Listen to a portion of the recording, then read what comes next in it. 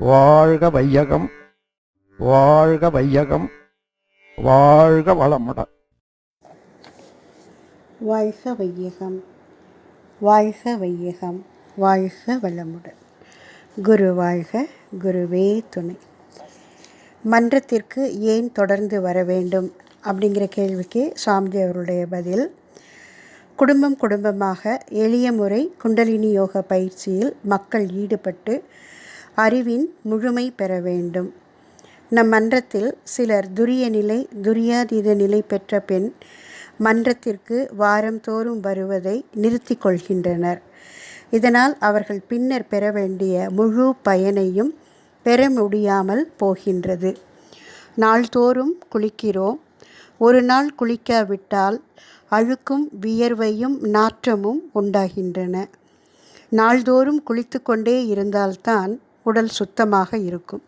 இதே போல்தான் புலன்களை கொண்டு வாழ்வை நடத்தும் மனிதனுக்கு புலன் மயக்கத்தால் தன்னாலோ பிறராலோ உயிரில் அழுக்கு படுகின்றது.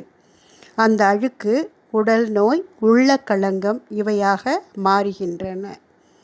தவமும் தத்துவ விளக்கமும் கொண்டு அவ்வப்போதும் நாள்தோறும் வாரத்திற்கு ஒரு முறையும் உயிர் தூய்மை செய்து கொண்டே இருக்க வேண்டும்.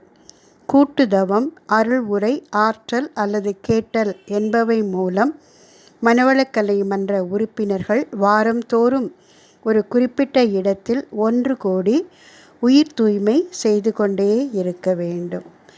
வாழ்க வளமுடன்.